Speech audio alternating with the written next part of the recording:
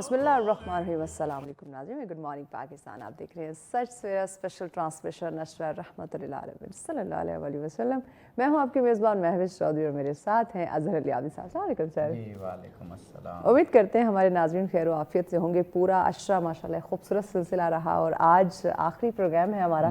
موضوع کیا ہے بتائیے. جی ظاہر ہے فرح و انبساط کے یہ پروگرام تھے اور ہماری کوشش تھی ختمی مرتبت کے فضائل اس طرح سے بیان ہوں کہ ہم خود بھی شادمان ہوں، خوش ہوں، فرح و انبساط کی کیفیت میں ہوں اور ناظرین تک بھی وہ کیفیت منتقل کریں، کیونکہ پوری کائنات وجہ تخلیق کائنات کی آمد پر ظاہر ہے خوش ہے اور ہر ایک کی خوشی کا اپنا اپنا اظہار کا طریقہ اور سٹائل ہے. ہم انسان کیونکہ ہمیں اختیار ہوتا ہے تو ہمارا اسی لیے امتحان بھی ہے کہ ہم کس طرح ختم مرتبت کی آمد پر خوشی مناتے ہیں اور پھر ان کی تعلیمات اور معرفت بھی دیکھتے ہیں اور اپنے معاشرے پر اور خود اپنی ذات پر نافذ کرنے کی کوشش کرتے ہیں. اسی طرح آخری 2 دن کیونکہ 17 ربیع الاول حضرت امام جعفر صادق علیہ السلام کی ولادت سعادت کا دن بھی ہے تو کل بھی ایک پروگرام ہم نے کیا اور آج بھی ان کی شخصیت کا تذکرہ ہوگا. وہ جو غالب نے بڑا مشہور کہا، ہم نے بہت مرتبہ پروگرام میں پڑھا بھی کہ غالب نے کہا کہ غالب ثنائے خواجہ بے یزداں گذاشتے ہیں کہ آن ذات پاک مرتبہ دان محمد است، کہ غالب اور ہم بھی یہی کہتے ہیں کہ ختمی مرتبت کی ذات پاک کی تعریف، توصیف، مدحت تو اللہ پر چھوڑتے ہیں کیونکہ وہی ان کا مرتبہ جانتا ہے، ہم کیا جانیں گے. لیکن بہرحال ایک کیونکہ آخری پروگرام ہے تو یہ بھی کیفیت ہے کہ ہم ایک بہت ہی ایسے پروگرام سے جدا ہو رہے ہیں کہ جو ہمارے دلوں کے بالکل قریب ہے اور ہماری نجات کا باعث بھی ہے. لیکن ہوتے رہیں گے ایسے پروگرام. ہمارے ساتھ جناب مولانا آغا امین شہیدی صاحب موجود ہیں. کسی تعارف کے محتاج نہیں، پوری دنیا میں آپ ایک پاکستان کی نمائندگی بھی کرتے ہیں اور پاکستان کے اندر اور باہر ایک بہت مثبت رول بھی ہے آپ کا ہر لحاظ سے، علمی لحاظ سے، عملی لحاظ سے. ہمارے ساتھ ہم سب کے محبوب جناب پروفیسر ڈاکٹر عبدالباسط مجاہد صاحب موجود ہیں. سچ ٹی وی کا بہت ہی جانا پہچانا چہرہ، بہت کنٹریبیوشن سچ ٹی وی کے لیے بھی ہیں. خوبصورت انداز میں بات کرتے ہیں، بہت ہی خلوص سے معارف دینی پیش کرتے ہیں. ظہیر عباس قادری اور بہترین آواز، آپ نے انہیں پہلے بھی اپنے پروگرام میں سنا، آج بھی انشاءاللہ. شکریہ ادا کرتے ہیں تینوں معزز مہمانوں کا. پروگرام کا آغاز حمد باری تعالیٰ سے کرتے ہیں. مولاي صلي وسلم دائما ابدا على حبيبك خير الخلق كلهم.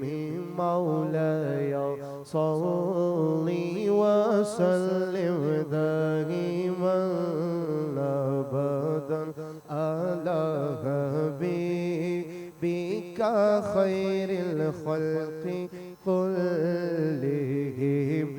محمد سيد القونين والثقلين. محمد سيد القونين والثقلين والفريقين من قرب ومن نجم.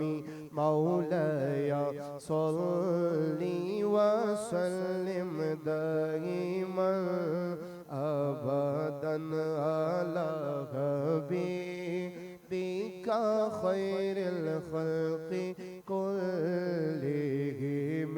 يا ربي بالمصطفى بلغ مقاصدنا.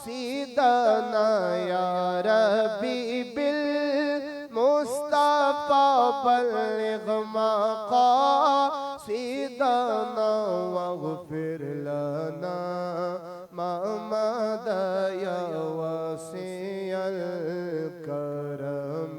مولاي صلي وسلم دائما ابدا على حبيبك خير خلقی کلہم. سبحان اللہ سبحان اللہ. ظہیر عباس قادری نے قصیدہ بردہ شریف بہت معروف قصیدہ اور بہت ہی خوبصورت انداز میں پیش کیا. گفتگو کی جانب آتے ہیں جناب مولانا آغا امین شہیدی صاحب قبلہ، جناب پروفیسر ڈاکٹر عبدالباسط مجاہد صاحب قبلہ. ان سے انشاءاللہ آج ہم بھرپور استفادہ کریں گے. جناب آغا امین شہیدی صاحب، ہمارا کیونکہ آخری پروگرام ہے اور عشرہ رحمت للعالمین کے حوالے سے آپ کی رحمت کی، آپ کی سیرت کی بات بھی ہوگی، اور کیونکہ یہ ایام امام جعفر صادق علیہ السلام کی ولادت کے بھی ہیں اور یہ تو متفقہ تاریخ ہے 17 ربیع الاول، تو اسی لیے ان دو پروگرامز کو ہم نے صادقین کی تعریف، مدحت، توصیف، اوصاف بیان کرنے کے پروگرام قرار دیا. کل بھی تھوڑا سا ذکر ہوا تھا، لیکن آج ہم چاہتے ہیں یہ ان سوالوں کے تفصیل سے جواب ہوں. خدا کی کائنات میں کوئی بھی کام اتفاق سے تو نہیں ہوتا، وہ خدا کا اہتمام ہے، انتظام ہے. ہمیں لگتا ہے ایسا کہ رسول پاک ختم مرتبت محمد مصطفیٰ صلی اللہ علیہ وآلہ وسلم اور پھر آپ کے فرزند حضرت امام جعفر صادق علیہ السلام، اور یہ تاریخ میں عجیب ہے کہ جب بھی امام جعفر صادق کو مخاطب کیا گیا تو فرزند رسول کہا گیا. تاریخ میں آپ کے القاب میں بہت مشابہت ہے، بہت قربت ہے، اور پھر خاص طور پر جب صادق کی بات کریں تو جیسے ہی ختم مرتبت کا نام آتا ہے تو سب سے پہلے صادق، جیسے ہی امام جعفر صادق علیہ السلام کا نام آتا ہے تو یہ ممکن ہی نہیں ہے کہ ہم صرف جعفر کہیں. ساتھ صادق کا جو لقب ہے وہ ساتھ اٹیچ ہمیشہ ہوتا ہے. بسم اللہ الرحمن الرحیم. آپ کے انٹرو میں جو نقطہ ہے وہ بڑا اہم ہے اس حوالے سے کہ آج کا یہ دن صادقین کے حوالے سے خوشی کا دن ہے. ایک خود انبیاء میں آخری صادق ترین ہستی جن کی صداقت کی گواہی مشرکین مکہ اور بت پرستوں نے بھی دی، اور دوسرے انہی کی نسل کے چھٹے تاجدار امامت حضرت امام جعفر الصادق.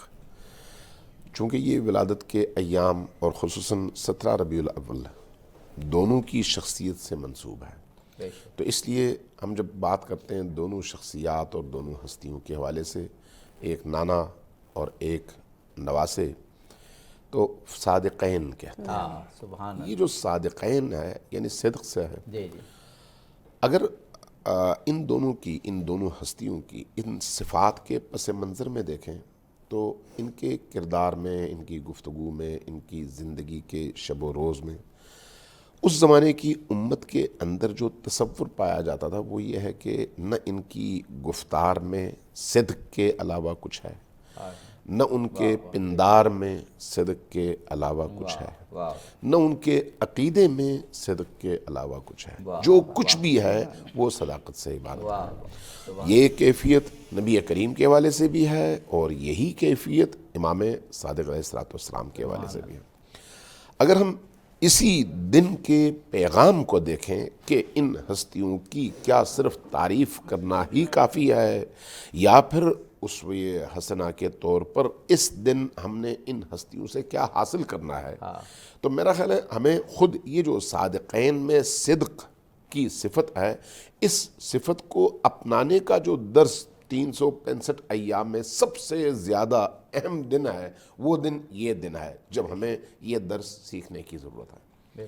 دیکھیں، سچائی انسان کی نجات کی ضمانت ہے، صدق انسان کی سربلندی کی ضمانت ہے، اور کذب انسان کی سرفکندگی، ذلت اور رسوائی کی وجہ ہے.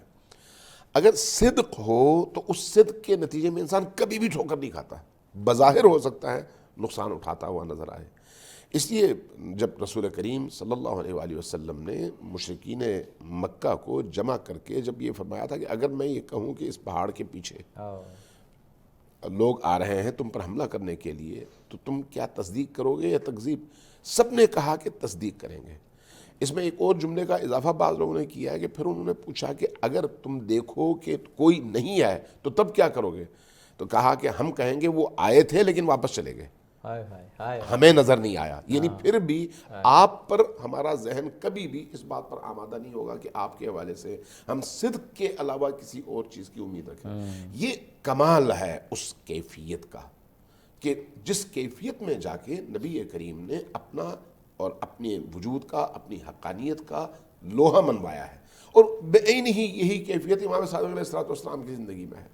لہٰذا امام صادق علیہ السلام کی زندگی میں چاہے ان کے دشمن ہوں یا ان کے پیروکار، چاہے مسلمان ہوں یا غیر مسلم، ان کی نگاہ میں صادق آل محمد صادق ترین ہستی ہیں اس عالم کے. اب اس میں جو نقطہ میں آپ کا میرا حال ہے جی نہیں آپ یہ مکمل کر لیجیے. جی جو نقطہ میں اس میں سے نکالنا چاہتا ہوں آج کے اس دن کے حوالے سے، وہ یہ ہے کہ صدق بعض اوقات آپ کی گفتار میں ہے، بعض اوقات آپ کی فکر میں ہے، بعض اوقات آپ کے عمل میں ہے. یہ تینوں چیزیں اگر کسی میں مکمل طور پر موجود نہ ہو تو وہ صادق نہیں ہے. بے شک. بعض اوقات ہم عمل کرتے ہیں صدق کی بنیاد پر، بعض اوقات ہم بولتے ہیں صدق کی بنیاد پر، لیکن بعض اوقات ہو سکتا ہے ہم بول سچ رہے ہوں لیکن وہ جھوٹ ہو. یہ کیسے ہو سکتا ہے؟ قرآن کریم کو آپ دیکھ لیں. قرآن کریم میں منافقین کے حوالے سے اللہ تبارک و تعالیٰ نے ارشاد فرمایا کہ انکا رسول اللہ، اے رسول آپ ہمارے رسول ہیں، لیکن ان المنافقون لکاذبون، لیکن وہ جھوٹ کہہ رہے ہیں. کیوں؟ منافق کہتے تھے یا رسول اللہ آپ رسول اللہ ہیں. منافق کہتے تھے کہ آپ رسول اللہ ہیں، اللہ کہتا ہے کہ نہیں یہ جھوٹ بول رہے ہیں. کس چیز کی نفی ہو رہی ہے؟ رسول اللہ کی نفی نہیں ہو رہی، ان کے اس جھوٹ کی نفی ہو رہی ہے. وہ جھوٹ کیوں ہے؟ کیا انہوں نے جھوٹ بولا تھا کہ آپ رسول ہیں؟ نہیں، بات سچ تھی لیکن اس پر پیچھے عقیدہ کار فرما نہیں تھا. کیونکہ وہ یہ نہیں سمجھتے تھے کہ یہ رسول ہیں، لیکن زبان سے کہتے تھے، زبان سے جو کہا تھا وہ سچ تھا، لیکن جو سوچتے تھے وہ جھوٹ تھا. لہٰذا سوچ کی صداقت، زبان سے ادا ہونے والے کلمات کی صداقت، آپ کے عقیدے کی صداقت اور آپ کے عمل کی صداقت، یہ صداقتیں ہمیں ان دو ہستیوں سے ان ایام میں سیکھنی بھی چاہیے اور اپنی عملی زندگی میں اس کو زندہ بھی کرنا. سبحان اللہ سبحان اللہ. جناب پروفیسر ڈاکٹر عبدالباسط مجاہد صاحب، یہ کمال ہے کہ جب معاشرے میں ویلیوز کمزور ہوں تو ان ویلیوز کی پھر ظاہر ہے قدر نہیں ہے تو کمزور ہیں. اور وہ جو عرب کا معاشرہ تھا وہاں تو یہ ویلیوز تھیں ہی نہیں، کمزور کہنا تو دور کی بات ہے، لیکن اتنا مضبوط کریکٹر تھا ختم مرتبت کا اعلان نبوت سے پہلے بھی کہ مجبور ہو گئے وہ صادق کہنے پر. اور یہ بھی کہا جاتا ہے کہ صادق جو ایک کانسیپٹ ہے یہ کیونکہ باقی صفات پر حاوی ہے، لہٰذا کیونکہ صدق کے بغیر جو ہے آپ کوئی اور صفت اپنا ہی نہیں سکتے صحیح طور پر. تو اتنی بڑی صفت آپ کے لیے مشہور ہوئی تو کردار کا اس کو تو معجزہ ہی کہہ سکتے ہیں. بسم اللہ الرحمن الرحیم. سچ ٹی وی ہمیشہ سے بہت ممیز اور ممتاز طریقے سے ان ایام کو مناتا ہے. آپ کی ساری ٹیم اور سچ ٹی وی اس پر مبارکباد کا بہت مستحق ہے. شکریہ. دیکھیے قرآن ہمیں بتاتا ہے کہ لقد کان لکم فی رسول اللہ اسوۃ حسنہ لمن کان یرجو اللہ والیوم الآخر وذکر اللہ کثیرا. یہ وہ آیہ مبارکہ ہے کہ جو سارے ہی ہمارے ناظرین اس کو سنتے رہتے ہیں، ان کے دلوں میں یہ بستی ہے. اس کا ایک ٹکڑا یعنی لقد کان لکم فی رسول اللہ اسوۃ حسنہ وہ خود بہت جامع اور مکمل بات ہے، لیکن اللہ تعالیٰ نے کہا کہ رسول اللہ صلی اللہ علیہ وآلہ وسلم میں بہترین نمونہ ہے آپ کی ذات بابرکات میں. ساتھ ہی کہا لیمن، کس کے لیے؟ کان یرجو اللہ والیوم الآخر، جو اللہ اور یوم آخر کی جانب رجوع کرنے والا ہو. اور اس کا نتیجہ کیا ہے؟ وذکر اللہ کثیرا، اور اللہ کا ذکر اس کثرت سے کرتا ہو گیا ہر وقت ذاکر.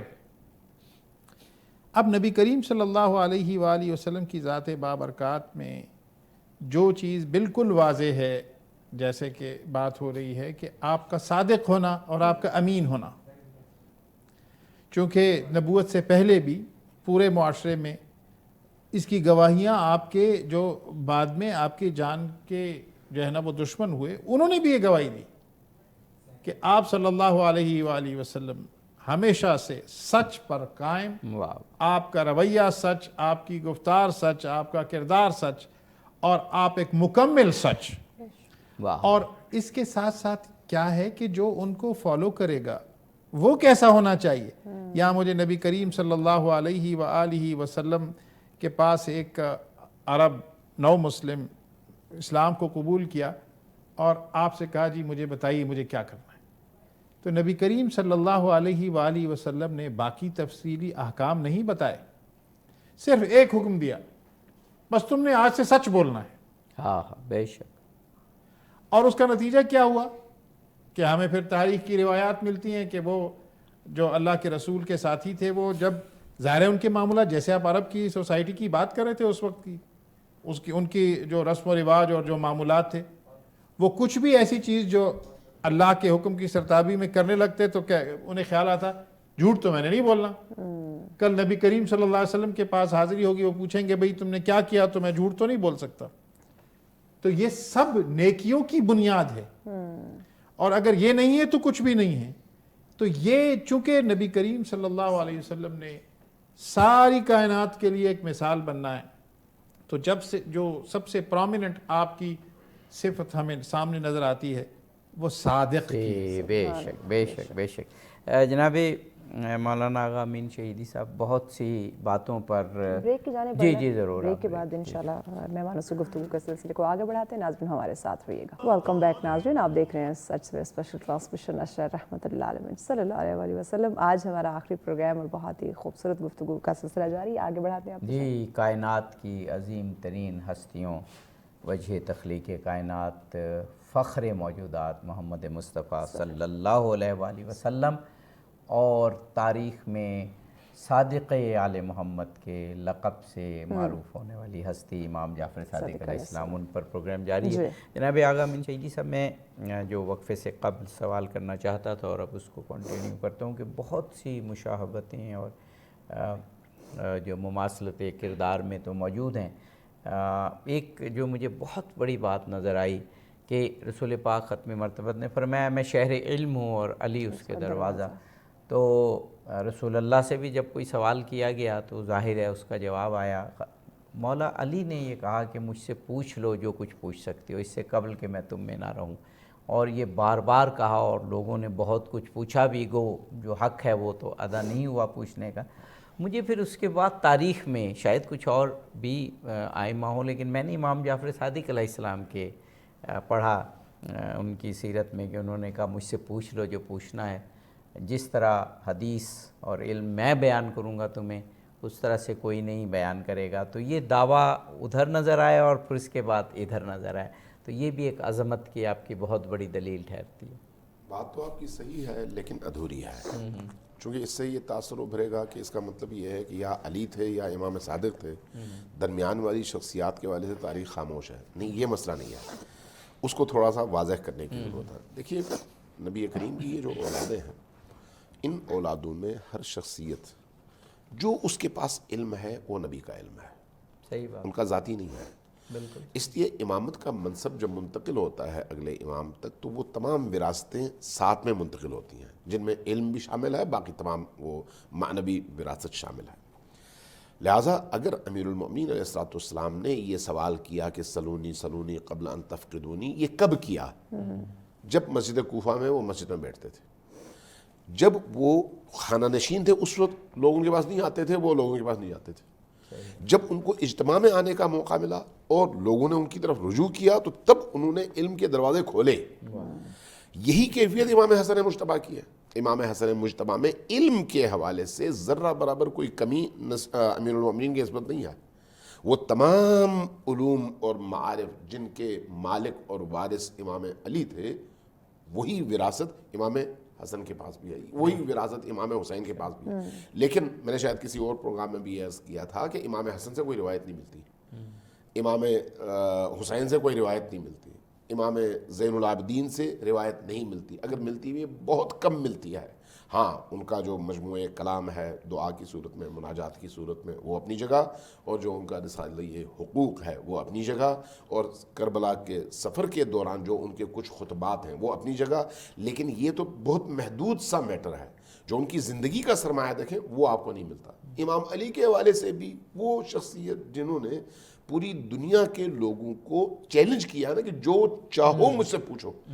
اچھا اس معاشرے میں لوگوں نے سوالات تو بہت کیے لیکن وہ ضائع ہو گیا، موجود نہیں ہے۔ جو موجود ہے وہ بھی صرف اپنے بلاغی نکات کی وجہ سے منتخب کلام ہے، علمی نہیں۔ یعنی آپ یہ دیکھیں کہ اگر امام علی علیہ السلام کے نہج البلاغہ کے خطبے اور ان کے مکاتبات اور ان کی تحریریں، ان کے کلمات قصار، یہ اگر جمع ہیں تو یہ اس لیے نہیں ہے کہ یہ کوئی علمی بہت بڑا سرمایہ تھا، اس لیے ہے کہ یہ بلاغی حوالے سے، فصاحت کے حوالے سے، عربی ادب کے اس معیار کے حوالے سے، چونکہ بلیغ ترین کلام تھا، اس بلیغ ترین کلام میں سے کچھ چیزیں انہوں نے تلاش کی اور اس کو جمع کیا ایک جگہ۔ لیکن کیا اس کے علاوہ امیر المومنین کا کلام نہیں ہے؟ اس کے علاوہ اگر آپ دیکھیں تو شاید اس کی نسبت 100 گنا زیادہ آپ کو ان کی تعلیمات ملیں، لیکن وہ ضائع ہو گئی۔ امام حسن کے حوالے سے ضائع ہو گئی، نہیں ملی۔ امام حسین کے حوالے سے حتیٰ شیعی کتابوں میں بھی روایات موجود نہیں ہیں، اور اس کی ایک وجہ یہ ہے کہ دوران ایسا دوران تھا جس میں لوگوں کو ان سے سوال کرنے کا موقع نہیں ملا، لوگ ان کی طرف من حیث سے منبع دین رجوع کرنے سے قاصر تھے۔ یہی کیفیت امام زین العابدین کی تھی۔ اب امام باقر علیہ السلام اور امام صادق علیہ السلام کو موقع ملا، اور اس موقع کے نتیجے میں زیادہ وقت چونکہ امام صادق کو ملا، اس لیے امام صادق کی طرف لوگ آئے۔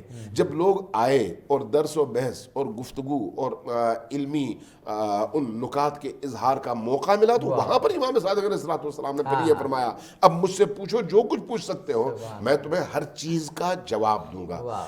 کیفیت اور علم کے معیار کے حوالے سے یہ سب برابر ہیں، موقع کے حوالے سے سب کو برابر کا موقع نہیں ملا ہے۔ بہت خوب، بہت خوب۔ جناب ڈاکٹر عبدالباسط مجاہد صاحب، بات کیونکہ علم کی چل نکلی ہے تو علم کے حوالے سے جو رسول پاک نے علم کی اہمیت اور فضیلت کے حوالے سے جو فرمایا، اور وہ چلتے چلتے امام صادق علیہ السلام تک جب پہنچا تو آپ دیکھیں کہ رسول اللہ نے کہا تھا کہ علم حاصل کرو خواہ چین جانا پڑے، یا ہر مرد اور عورت پر علم کا حاصل کرنا واجب ہے، یا گہوارے سے قبر تک علم حاصل کرو۔ باقی دنیا نے اب یہ ڈسکور کیا 20ویں صدی میں کہ علم تو ہر وقت آخر وقت تک حاصل کرنا چاہیے۔ رسول پاک نے اس وقت کہا۔ امام جعفر صادق علیہ السلام کے دور میں رسول پاک کے یہ فرمان مجسم نظر آتے ہیں، کیونکہ حالات بھی ایسے، اور اسلام کی ابتدا تو وہاں اس وقت کوئی علم کیمیا کے شاگرد یا میتھمیٹکس کے شاگرد یا فلکیات کے شاگرد نظر نہیں آتے، لیکن جب امام جعفر صادق تک پہنچا تو علم قرآن پاک یعنی تفسیر کا علم، علم کلام کا علم، عقائد کا علم، احادیث کا علم، کیمسٹری کا علم، فزکس کا علم، جغرافیہ کا علم، طبیعات کا علم، وہ تمام شاگرد وہاں پر نظر آتے ہیں۔ تو گویا آپ سمجھیں کہ اسلام کے علمی عروج کا ایک زمانہ تھا کہ ایک روایت اس وقت تک پڑ گئی، اور پھر اسلامی معاشرہ ایک عالم معاشرہ اور علمی قدروں کا معاشرہ کہلایا۔ جی دیکھیے، اسلام نے تو پہلا درس ہی پڑھنے کا دیا۔ ہاں بے شک۔ پہلی وحی جو نبی کریم صلی اللہ علیہ وآلہ وسلم پر نازل ہوئی وہ اقرا تھی، اور قلم کا ذکر بھی موجود تھا۔ تو پھر نبی کریم صلی اللہ علیہ وسلم کے جیسے آپ نے آپ کی احادیث کا حوالہ دیا، اور آپ نے خود فرمایا کہ بعثت معلما، اور ایک اور جگہ پر فرمایا بعثت لأتمم مکارم الاخلاق۔ تو گویا وہ علم سیکھنا قلم کے ذریعے سے سکھایا جو اللہ نے علم، اس کا ذکر، اور پھر آپ صلی اللہ علیہ وسلم کو معلم بنا کر بھیجا۔ اور معلم کیسا؟ معلم ایسا کہ جو آپ نے فرمایا وہ کر کے دکھایا۔ ہاں ہاں، واہ واہ۔ تو یہ وہ جو روایت ہے، وہ جیسے ابھی علامہ صاحب فرما رہے تھے، تو وہ روایت تو پھر زندہ رہی نا، اور وہ روایت پھر آپ دیکھتے ہیں کہ کیسے حضرت امام جعفر صادق تک پہنچتی ہے۔ اور آپ نے بجا طور پر فرمایا کہ وہ بہت زیادہ ممتاز اور ممیز ان کی جو شخصیت ہمیں نظر آتی ہے، یعنی اس بات کو دیکھیں آپ کے یہ صرف نہیں قرآن کا علم اور حدیث مبارکہ کا علم، اور اس کے علاوہ جورسپروڈنس یعنی جو فقہ کا علم ہے، جی وہ تو کمال تھا۔ تو وہ آپ دیکھیے کہ وہ ہمیں نظر آتا ہے۔ اور سب سے اہم بات کہ آج دنیا جابر بن حیان کو جانتی ہے اور ان کو بابا کیمسٹری، بابا سائنس کے طور پر جانتی ہے، اور ان کا کیمسٹری اور ساتھ ساتھ فزکس میں بھی جو ان کا کام ہے وہ براہ راست اکتساب فیض کر رہے ہیں۔ اور پھر علم تو پھر ایک مکمل علم ہوتا ہے نا، اس میں یہ تو آج ہمیں اس میں برانچز نظر آتی ہیں اور باقی چیزیں نظر آتی ہیں، تو یہ ہمیں نظر آتا ہے۔ آپ نے بجا طور پر کہا کہ اس وقت کی جو فضا تھی، اس فضا میں یہ مباحث شروع ہو چکے تھے، اور اس میں بہت ساری ہمیں تاریخ طالب علم کی حیثیت سے ہمیں ملتا ہے کہ پوری دنیا کا جو اس وقت ہیریٹیج تھا وہ بھی گریجولی انفولڈ ہو رہا تھا، اور اس میں جو آل رسول صلی اللہ علیہ وآلہ وسلم کا جو مقام ہے، اور اس میں پھر ہم دیکھتے ہیں آپ کے شاگردوں کی تو شمار نہیں ہے نا، جی بے شک، کتنے بڑے بڑے آپ کے وہ دروس ہیں۔ اور پھر یہاں پر میں یہ بتانا چاہوں گا کہ جو امام ابو حنیفہ آپ کے شاگرد ہیں، بے شک بے شک، امام مالک آپ کے شاگرد، یہ تو براہ راست شاگرد ہیں بالکل۔ اور پھر وہ دیکھیں نا کہ ان کا کیا مقام و مرتبہ ہے۔ یا ایک اور بات جو میں آج کے جو ہماری حالات ہیں ان میں یہ اس بات کو سمجھنے کی ضرورت ہے کہ آپ دیکھیں کہ وہ کیسے اکتساب فیض انہوں نے کیا، خود ان کو دیکھیں، پھر اس کو انہوں نے کیسے اس نالج کو پھیلایا ہے، اور اس سارے احترام کے ساتھ جن سے انہوں نے اکتساب فیض کیا، اور اس کی برکات آج تک ہم دیکھتے ہیں کہ پوری عالم انسانی اور عالم اسلام پر ہمیں بالکل حویدہ ہوئی محسوس ہوتی ہے۔ جی بے شک بے شک، کوئی شک نہیں۔ جناب مولانا آغا امین شہیدی صاحب، اب ہمارے پاس وقت ہے، انشاءاللہ دوسرے علوم کی بھی بات کریں گے، لیکن جو ابھی ذکر شروع کیا جناب ڈاکٹر صاحب نے فقہ کا، اب کیونکہ جو فقہ ہے اس کو باقی علوم پر جو میرا مطالعہ ہے کچھ تھوڑی برتری اس لیے بھی حاصل ہے کہ ہم نے زندگی گزارنی ہے تو ہمیں مسائل پیش آئیں گے، کیسے زندگی گزارنی ہے، کیسے اعمال کرنے ہیں، اور پھر ان اعمال کو کرتے ہوئے جو مسائل آنے ہیں وہ پھر ہمیں فقہ ہی بتاتی ہے۔ فقہ میں امام جعفر صادق علیہ السلام کی شخصیت ایک معجزہ نظر آتی ہے۔ وہ تو ویسے تو کہتے ہیں نا، جیسے مولا علی علیہ السلام کے بارے میں بھی کہا گیا کہ رسول اللہ کے 2 زندہ معجزات ہیں، باقی تو معجزات ہیں ہی، لیکن جو ہمیشہ ہمیشہ رہیں گے، ایک قرآن پاک اور ایک مولا علی۔ تو پھر امام جعفر صادق بھی اسی کی ایک توسیع نظر آتے ہیں کہ فقہ میں جو آپ نے کمال کیا۔ میں چاہ رہا ہوں کہ آج ہمارے پاس کچھ وقت ہے تو وہ بھی ہم ذکر کریں، اور پھر کتنے بڑے بڑے شاگرد، اور مدینہ میں بھی پھر آپ عراق تشریف لائے، وہاں پر بھی فرمائیے گا۔ دیکھیے، فقہ کو سمجھنے کی ضرورت ہے کہ فقہ ہے کیا۔ عام طور پر لوگ شاید اس کی باریکیوں سے اور اس اصطلاح کے مفاہیم اور معانی سے آشنا نہ ہوں۔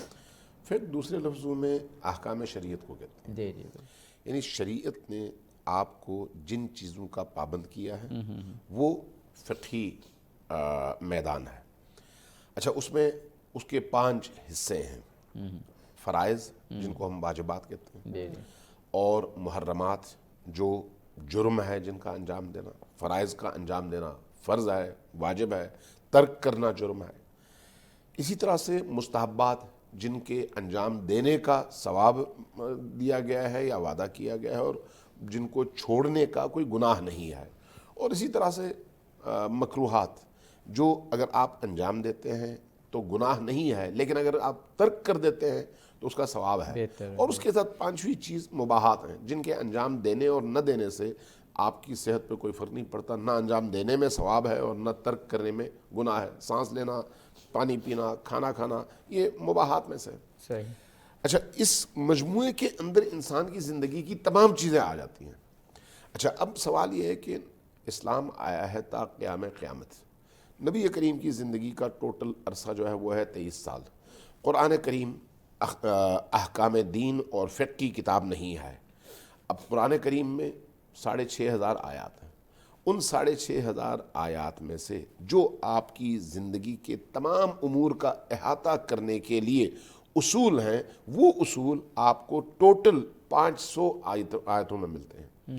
ان 500 آیتوں کے علاوہ قرآن کریم کی باقی تمام آیات فقہ سے ماورا باقی موضوعات کے حوالے سے ہیں، لیکن یہ جو 500 آیات ہیں ان سے ہمارے فقہا احکام کا استنباط کرتے ہیں۔ لیکن جو بھی حکم کسی بھی اصول سے آپ اخذ کرنا چاہتے ہیں اس کے لیے سیرت رسول کی ضرورت ہے، کلام رسول کی ضرورت ہے۔ اب بہت سارے موضوعات ایسے ہیں جن میں کلام رسول میں آپ کو آج کے جو مبتلا بہ مسائل ہیں ان کا جواب کلام رسول میں نہیں ملتا، اسی طرح سے قرآن کریم میں نہیں ملتا۔ مثلا میں مثال کے طور پر عرض کروں تاکہ سننے والوں کو اندازہ ہو کہ کتنی گہرائی ہے اس میں۔ جب ہم قرآن کریم میں پڑھتے ہیں، قرآن نے کہا کہ اقیم الصلاۃ، کیسے پڑھوں اس کا جواب حدیث نے ہمیں دیا، ٹھیک ہے، کہ ایسے پڑھو۔ اب وہ جو میں جیسے پڑھتا ہوں اس میں نبی کریم کے دور میں جہاز نہیں تھا، تو آج جہاز ہے، تو اس زمانے میں اس لیے جہاز کے احکام نہیں تھے۔ اب میں نہ قرآن سے تلاش کر سکتا ہوں نہ حدیث سے تلاش کر سکتا ہوں، کیا کروں؟ ظاہر ہے اس موضوع پر اب جب آپ وقت کے تقاضوں کے مطابق سوالات کا جواب اخذ کرنا چاہیں گے تو اس کو آپ کہتے ہیں فقہی استنباطات۔ اور یہ جو تفقہ ہے در دین ہے، لوگوں کے مسائل اور لوگوں کو درپیش مشکلات کا جواب تلاش کرنا، یہ ایک بہت بڑا ہنر ہے۔ امام صادق علیہ السلام نے اپنے دور میں، ہمیں کیونکہ ایک بریک لینے، آپ نے فقہ کی مکمل تعریف کر دی اور واقعاً ہمارے ناظرین کو ایک بڑی سادہ زبان میں بتا دیا۔ اس سے آگے پھر جب امام جعفر صادق علیہ السلام کی عظمت بیان کریں تو وقفے کے بعد انشاءاللہ یہی سے ناظرین ہم کنٹینیو کریں گے، ہمارے ساتھ پھر ملتے ہیں اس بریک کے بعد۔ ویلکم بیک ناظرین، آپ دیکھ رہے ہیں سچ فیر اسپیشل ٹرانسمیشن نشر رحمت اللہ علیہ صلی اللہ علیہ وسلم۔ آج دو ہستیوں کا ذکر ہو رہا ہے جو یقیناً ہمارے لیے بہت معزز ہیں، بہت ہی خوبصورت گفتگو کا سلسلہ جاری ہے، آگے بڑھاتے ہیں۔ جی جناب مولانا آغا امین شہیدی صاحب، پروفیسر ڈاکٹر عبدالباسط مجاہد صاحب سے ہم کیا کچھ آج نہیں سیکھ رہے، فقہ کی بہت سادہ تعریف کی، شریعت کی جناب آغا صاحب نے، اور اس کے تناظر میں میں نے بات کی تھی کانٹیکسٹ میں کہ امام جعفر صادق علیہ السلام کی شخصیت معجزانہ شخصیت ہے، مختلف علوم کے حوالے سے بات فقہ کی ابھی ہو رہی ہے۔ جی اب جب ہم انہی اصولوں کی روشنی میں جس کا پہلے تذکرہ ہوا اگر آپ دیکھیں تو آج ہمیں جن چیزوں کی ضرورت ہے وہ اصول ہیں جن کی بنیاد پر آپ احکام کا استنباط کر سکیں، چونکہ آپ کے پاس اس وقت وہ تمام احادیث موجود نہیں ہیں جو نبی کریم نے ارشاد فرمائی، اور آیات میں سے بھی آپ اپنے وقت کے ان تقاضوں کے مطابق حکم نکال نہیں سکتے۔ مثلا میں ایک سوال کرتا ہوں آپ سے، آپ کوئی بھی شخص جو ہے یہ سوال کر سکتا ہے، ایک پائلٹ آپ کے پاس آتا ہے، وہ آپ سے سوال کرتا ہے میں جہاز میں بیٹھا ہوں، ظہر کی نماز میں نے پڑھ لی ہے، پڑھنے کے بعد میں نے جہاز اڑایا اور میرے جہاز کی رفتار زمین کی رفتار کے برابر ہے، اب جب میں ظہر کی نماز کے بعد اڑا ہوں اور میرا رخ بھی اسی طرف ہے جس طرف سورج کا ہے، تو میں 1 سال سفر کروں میرا تو ظہر کا وقت ہے، وقت تو تبدیل ہوا ہی نہیں۔ اب میں نے عصر کی نماز نہیں پڑھی، مغرب کی نماز نہیں پڑھی، عشاء کی نماز نہیں پڑھی، فجر کی نماز نہیں پڑھی، آیا وہ نماز مجھ پر فرض ہے یا نہیں ہے؟ اگر ہے تو میں کیسے پڑھوں؟ اب یہاں پر میرے پاس کوئی دلیل ہونی چاہیے نا۔ خیالات کا نام فقہ اسلامی تو نہیں ہے کہ میرا جی یہ چاہتا ہے یا میرا دل یہ کہتا ہے اس لیے میں آپ کو یہ بتاؤں گا۔ اب وہاں پر آپ کو وہ اصول چاہیے جن اصولوں سے آپ یہ احکام استنباط کر سکتے ہیں۔ اب یہ جو اصول ہیں کب ضرورت پڑتی ہے ان کی؟ عصر نبوی میں نہیں، عصر نبوی کے بعد اس عصر اور اس زمانے میں جب خود نبی کریم موجود نہ ہوں۔ لہٰذا امام صادق علیہ السلام نے ہمیں یعنی امت اسلامی کو 400 ایسے اصول دیے جن کی بنیاد پر آپ پیدائش سے لے کر موت تک اس طرح کے ہر قسم کے سوالات کے رونما ہونے پر اس کا جواب شریعت اسلامی سے نکال سکتے ہیں۔ یہ کوئی چھوٹی بات نہیں ہے، خود ایک بہت بڑا چیپٹر ہے یہ، اور سمجھانے کے لیے بڑا اہم ہے۔ اگر آپ مصادیق پر جائیں تو بڑی زبردست قسم کی آپ کو مصادیق ملتی ہیں۔ ابھی جیسے میں نے آپ کو ایک مثال دی، دوسرا فرض کریں کوئی شخص آپ سے سوال کرتا ہے میں راکٹ میں بیٹھا ہوں، اسلام آباد سے میں اڑا ہوں اور اوپر کی طرف اڑا ہوں۔ سفر جو ہے زمین کی مساحت طے کرنے کو کہتے ہیں، زمین کی مساحت اور مسافت، اس کو طے کرنے کو سفر کہا جاتا ہے۔ لیکن اگر آپ زمین سے اوپر جاتے ہیں زمین نہیں ہے, فضا میں ہیں آپ, تو زمین حرکت کرتی ہے, آپ حرکت نہیں کرتے. تو اس صورت میں 2 گھنٹے کے بعد آپ اگر واپس اترنا چاہیں تو آپ اسلام آباد میں نہیں اترتے, اسلام آباد کہیں اور پہنچ گئے اور پیچھے سے کوئی اور زمین وہاں پر آ گئی ہے, آپ واپس اترے, اب آپ مسافر ہیں یا نہیں ہیں, آپ پر مسافر کے حکم کا اطلاق ہوگا یا نہیں ہوگا. تو اب یہاں پر آپ کو نہ قرآن سے آیت ملتی ہے نہ حدیث سے آپ کو رہنمائی ملتی ہے. آپ کیا کریں گے؟ آپ کو یہاں پر وہ اصول چاہیے جن کی بنیاد پر آپ اس کا حکم استنباط کر سکیں کہ ایسے میں کیا کروں. اس طرح کے جتنے بھی مبتلا بہ مسائل تا قیام قیامت, صرف آج کی بات نہیں ہو رہی, تا قیام قیامت انسان کو جس طرح کے بھی مسائل کی ضرورت پڑے گی, ان مسائل کے استنباط کے لیے امام جعفر صادق علیہ السلام نے فقہی جو اصول بیان فرمائے, وہ اصول انسان کی ہر مشکل کی راہ کھولنے کے لیے کافی ہے. سبحان اللہ, سبحان اللہ, سبحان اللہ. جناب پروفیسر صاحب, رسول اکرم ختم مرتبت صلی اللہ علیہ وآلہ وسلم کی ہم زندگی میں دیکھتے ہیں تو ہمیں عبادت ہی عبادت اور ہدایت ہی ہدایت نظر آتی ہے, اور اس کے بے شمار واقعات ہیں. اور امام جعفر صادق کے حوالے سے بھی مجھے امام مالک کا وہ قول یاد آ رہا ہے کہ میں جب بھی آپ کی خدمت میں گیا یا آپ کو عبادت کرتے دیکھا, یعنی یا تلاوت کلام پاک کرتے دیکھا یا عبادت کرتے دیکھا اور یا روزے سے دیکھا, تو اس کا مطلب ہے کہ جب آدمی کا فوکس خدا کی جانب ہو تو پھر انسان جو اپنی معمولات زندگی ہے وہ اس کے مطابق کرتا ہے. تو سب سے پہلے جو آغا صاحب نے فرمایا تھا کہ ایک فکر کو ہمیں اللہ کی جانب جوڑنا ہے. امام جعفر صادق علیہ السلام کا یہ پہلو اور تمام ائمہ طاہرین کا یہ بھی ایک بڑا ممتاز ہے کہ لوگوں کو فقہ کی تعلیم دے رہے ہیں, سائنس کی تعلیم دے رہے ہیں, فلسفے کی تعلیم دے رہے ہیں, لیکن ساتھ ساتھ کردار سازی کے معاملے کو بہت اہم سمجھ رہے ہیں اور پریکٹیکل خود کر کے دکھا رہے ہیں. دیکھیے, اہم بات یہ ہے کہ یہ ہم سب کا ایمان ہے کہ اسلام مکمل ضابطۂ حیات ہے. بے شک.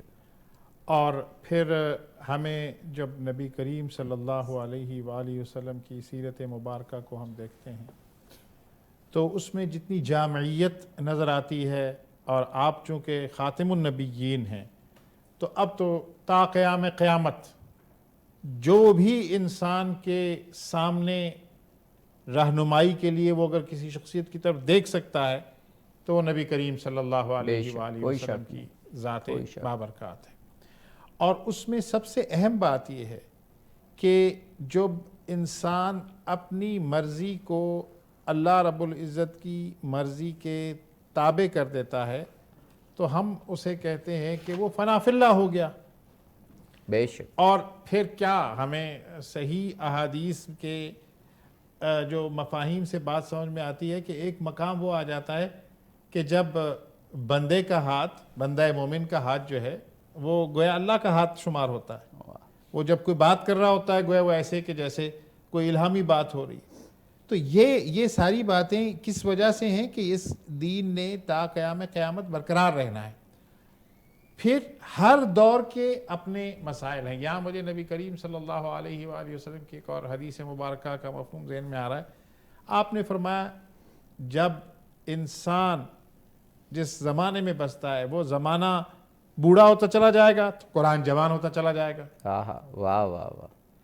اب اس میں کیا بات پنہا ہے کہ قرآن کے اندر تو وہ سارے علوم موجود ہیں, اور پھر جیسے کہ نبی کریم صلی اللہ علیہ وآلہ وسلم نے فرمایا کہ میں تمہارے درمیان 2 چیزیں چھوڑے جا رہا ہوں. واہ سبحان. تو وہ قرآن اور سنت مبارکہ, قرآن اور عصمت رسول صلی اللہ علیہ وسلم, اہل بیت اطہار. واہ. اب یہ ہمیں واہ واہ. اسی پرزم میں ہم دیکھیں گے تو بات سمجھ میں آئے گی. واہ واہ. بے شک. ایسا نہیں ہے کہ آج کے مسائل میں ہمیں رہنمائی نہیں مل رہی, اور تو وہ اس ساری چین میں جب اللہ رب العزت نے یہ ذمہ اپنے لے لیا کہ اس قرآن کی حفاظت اللہ رب العزت نے اپنے ذمہ لے لی. پچھلی کتب سماوی کو ہم دیکھتے ہیں کہ اس میں تحریف ہوئی, یہ آج اسی طرح موجود ہے. تو پھر قرآن کے ساتھ نبی کریم صلی اللہ علیہ وآلہ وسلم جو صاحب قرآن ہیں ان کی ساری زندگی ہمارے سامنے بالکل ایک منارہ نور کی طرح موجود ہے. اور پھر اللہ نے اس کو کنٹینیو رکھنے کے لیے جو شخصیات مختلف ادوار میں آپ کے دور مبارک کے بعد آتی رہی ہیں ان سب کے کنٹریبیوشن میں ہم دیکھیں تو ہمیں امام جعفر الصادق کا کنٹریبیوشن بہت بے پایاں نظر آتا ہے. سبحان اللہ. اور اس میں سب سے اہم بات جس پہ عابدی صاحب آپ نے بات کی کہ رجوع اللہ ہر وقت، بے شک اللہ کے ساتھ اٹھتے بیٹھتے. قرآن کہتا ہے نا کہ ذکر کرنے والے کیسے ہوتے ہیں اللہ کو یاد کرنے والے؟ وہ اٹھے ہوں، بیٹھے ہوں یا اپنے پہلوؤں پر ہو، ہر وقت وہ اللہ کی طرف متوجہ ہوتے ہیں. اور پھر جو حدیث قدسی کے اندر مفہوم آتا ہے کہ ایسے عبادت کرو جیسے تم اپنے رب کو دیکھ رہے ہو. اگر وہ کیفیت نہیں بنتی تو اس کا تو یہ بھی انسان کو اگر اس کا عرفان حاصل ہو کہ اللہ مجھے دیکھ رہا ہے تو وہ سیدھے راستے پر چلتا ہے. تو یہ ہمیں نبی کریم صلی اللہ علیہ وسلم کی ذات بابرکات سے بھی اور امام جعفر الصادق کی ذات سے بھی یہ باتیں ہمیں سمجھ میں آئیں. جی سبحان اللہ. بہت ہی خوبصورت جو میں نے آپ سے سوال کیا تھا نا کہ یہ کیا وجہ ہمیں نظر آتی ہے کہ رسول اللہ سے اور امام جعفر صادق علیہ السلام تک جتنے بھی ائمہ طاہرین علیہم السلام ہیں، اور امام جعفر صادق کے بارے میں تو امام مالک کی گواہی اور دیگر شخصیات کی کہ وہ ہر وقت ان کا فوکس اللہ کی طرف ہوتا ہے. تو وہ ہم اس کے بعد ہم ایک بریک پہ جانا ہے، لیکن اس سے پہلے ایک نعت ہم سننا چاہیں گے، اور اس کے بعد جب واپس آئیں گے تو یہ جو علم انسان کو فوکس کرتا ہے نا، اس پر میں آغا صاحب سے اور آپ سے بھی سوال کروں گا.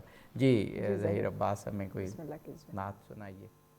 یہ دل تیری یادوں سے مہکتا ہی رہے گا،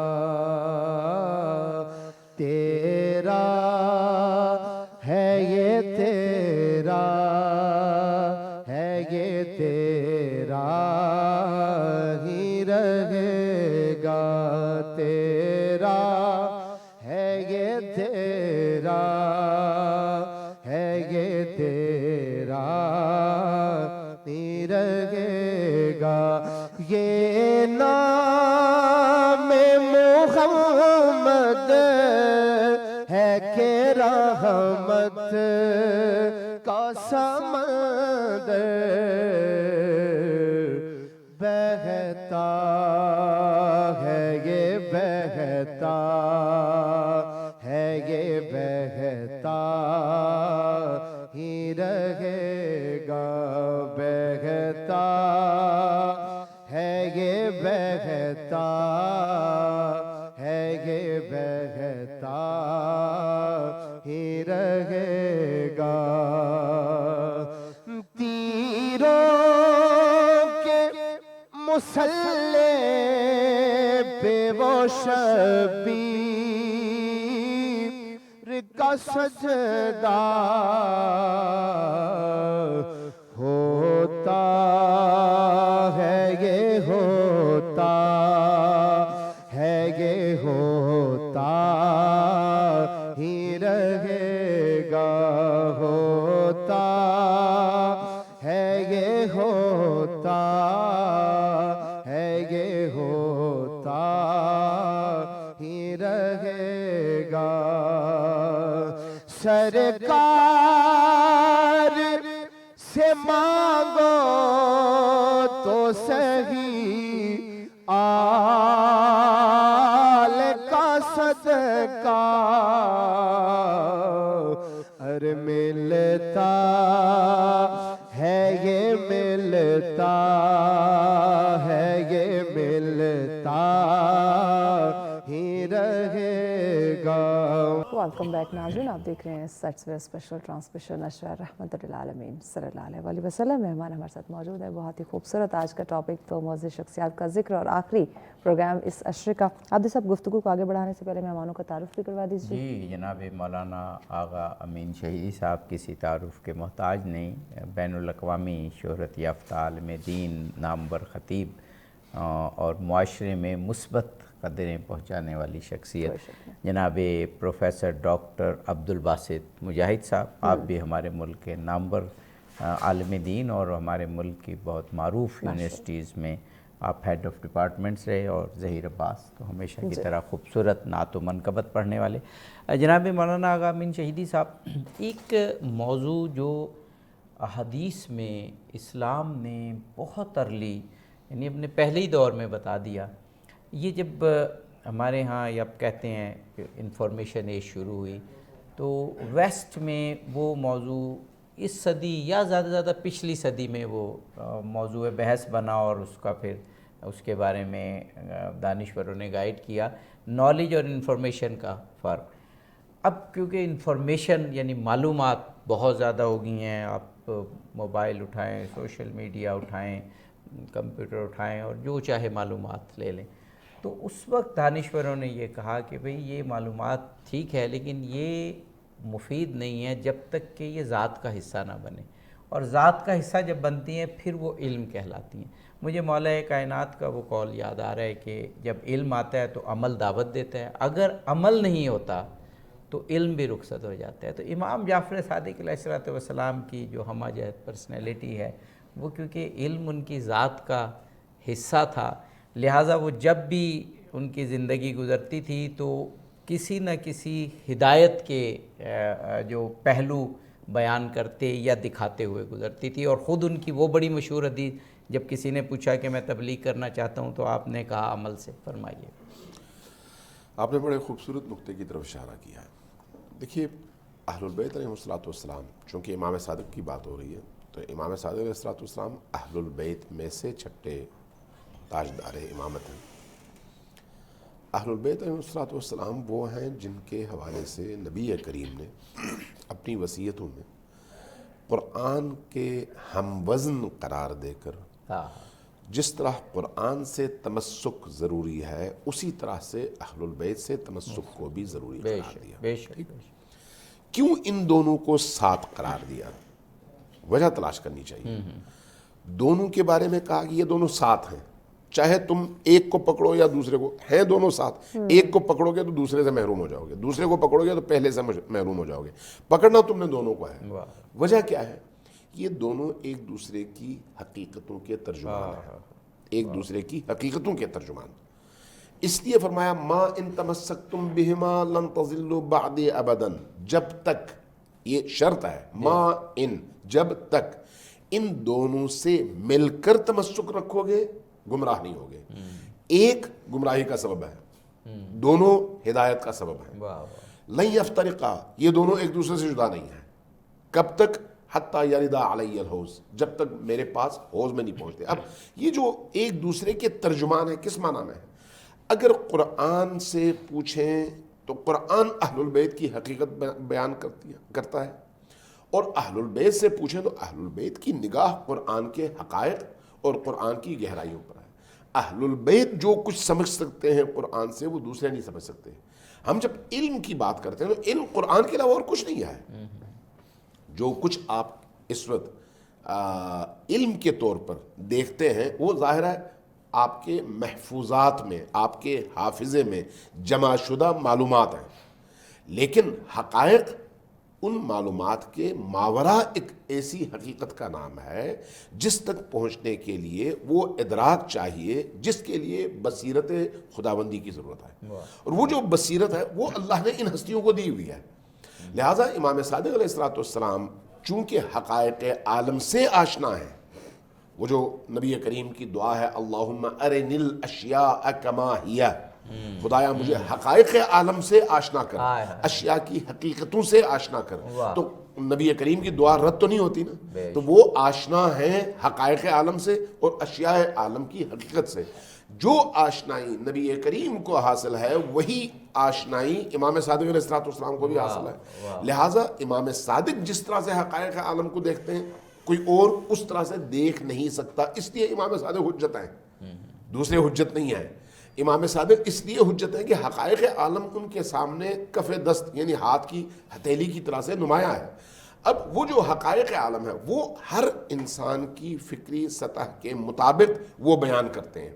نکلم الناس بقدر عقولہم، یعنی علم کو اگر وہ بیان کرتے ہیں تو سامنے والے کے عقل اس کی سطح، اس کی گہرائی کے مطابق بیان کرتے ہیں۔ اس لیے جس طرح سے آپ ایک بچے کے ساتھ سلوک کرتے ہیں، ایک 2 سال کے بچے کا سوال جب ہوتا ہے تو آپ اس کو اس کے فہم کے مطابق جواب دیتے ہیں، 12 سال کے بچے کو اس کے فہم کے مطابق، 25 سال کے جوان کو اس کے فہم کے مطابق. یعنی آپ 25 سالہ بچے کے جواب کو 2 سالہ بچے کے سامنے کبھی بھی نہیں رکھتے، اس لیے کہ دونوں کے فہم میں فرق ہے. یہی کیفیت قرآن کی ہے، یہی کیفیت ائمہ اہل البیت کی ہے. لہٰذا قرآن سے بھی اگر علم کوئی حاصل کرنا چاہے تو جتنا وہ گہرائی میں جائے گا اتنا وہاں سے زیادہ اس کو معرفت ملے گی. اور اہل البیت بھی اسی طرح سے. لہٰذا اہل البیت کو خصوصاً امام صادق علیہ السلام کے حوالے سے عرض کروں گا کہ امام صادق علیہ السلام کے کلام میں غور کرنے سے آدمی کو اندازہ ہوتا ہے کہ امام صادق علیہ السلام حقائق قرآنی کے کما حقہ عالم تھے. ہاں ان کا جو بیان ہے وہ میری سطح کے مطابق ہے، جس طرح کا میری سطح ہے اس طرح کی سطح کا جواب ان کی طرف سے آئے گا. لیکن جو زیادہ بامعرفت ہوگا اس کو اسی طرح سے وہ جواب دیں گے. اب ایک واقعہ عرض کرتا ہوں اسی زمین میں اور گفتگو ختم کرتا ہوں. امویوں کا دور ہے. ایک شخص آتا ہے امام صادق کی بارگاہ میں، اس کا ارادہ امام صادق علیہ السلام کا تمسخر اڑانا ہے. اس لیے آ کر کے پوچھتا ہے کہ آپ تو علم کے دعوے دار ہیں، آپ تو کہتے ہیں کہ ہم قرآن سے جدا نہیں ہیں، مجھے ذرا یہ بتائیں الف لام میم صاد یہ کیا ہے؟ کوئی معنی نہیں ہے اس کا. کوئی اس کا مفہوم ہو، کوئی معنی ہو تو وہ بتا دیں. وہ تو کچھ ہے ہی نہیں.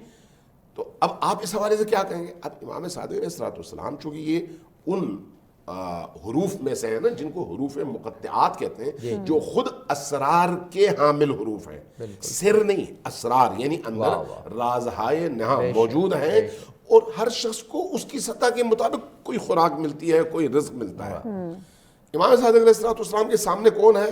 اموی ایک جوان جو اس نیت سے آیا ہے کہ امام صادق علیہ السلام کو لاجواب کر سکے یا علمی حوالے سے ان کا تمسخر اڑا سکے.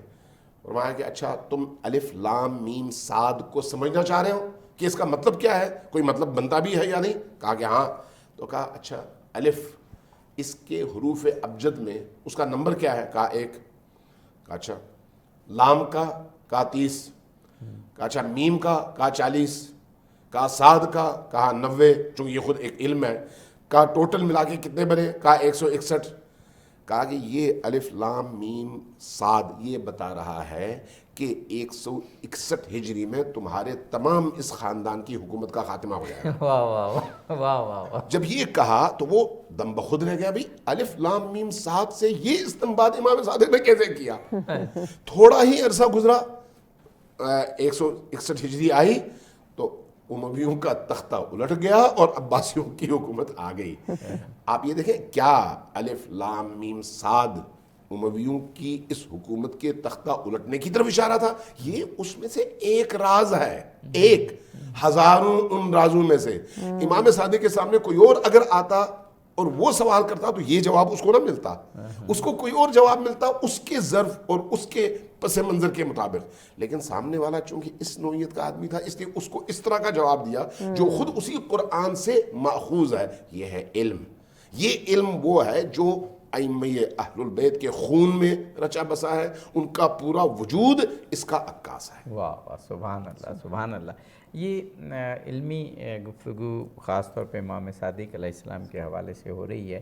تو ایک اور چیز جس کی طرف اشارہ تو کر دیا امین شہیدی صاحب نے، لیکن اس کو تھوڑا سا میں آپ سے بھی سننا چاہوں گا کہ لوگوں سے ان کی عقلوں کے مطابق گفتگو کرنا. آج کل ہمیں معاشرے میں اس کی بہت ضرورت ہے. خود ختمی مرتبت کی زندگی میں اور حضرت علی علیہ السلام کی زندگی میں بھی یہ مثالیں ملتی ہیں کہ رسول پاک بھی اگر بچہ آتا تھا تو اس کے مطابق جو ہے وہ گفتگو کرتے تھے، اور بچوں سے پیار اور ان سے گفتگو تو آپ کی سیرت کی کتابوں میں بہت زیادہ لکھی ہے. اور ایک عام جب عرب کا صحرا میں رہنے والا وہ جب بدو کہتے ہیں تو شاید یہ بھی تاثر ملتا ہے کہ ہم کوئی مذاق تو نہیں اڑا رہے، وہ ایکچولی تو وہ صحرا میں رہنے والوں کو عرابی یا بدو کہا جاتا تھا، وہ آتے تھے تو اس کے مطابق. اور جب کوئی شخص جس کی بصیرت گہری تھی خود مولا علی کے حوالے سے تو کیا علم کے سمندر بہائے رسول اللہ نے. امام جعفر صادق علیہ السلام کے دور میں تو یہ بات آپ کی شخصیت کے جب توحید پہ بات ہوئی تو آپ کے ایک صحابی تھے مفضل، ان کو انہوں نے توحید مفضل ایسی انداز میں بتائی کہ اب ایک پوری کتاب موجود ہے. کوئی بھی جس کو اللہ پہ یقین نہ ہو، خدا نہ خواستہ وہ کتاب پڑھ لے وہ توحید کی، تو کوئی پہلو نہیں ہے جو رہ گیا ہو. لیکن ایک عام اعرابی آیا تو اس کو بتایا کہ تم صحرا میں جاتے ہو تو اگر اونٹ کی مینگنیاں پڑی ہو تو کیا سمجھتے ہو کہ اونٹ گزرے یہاں سے؟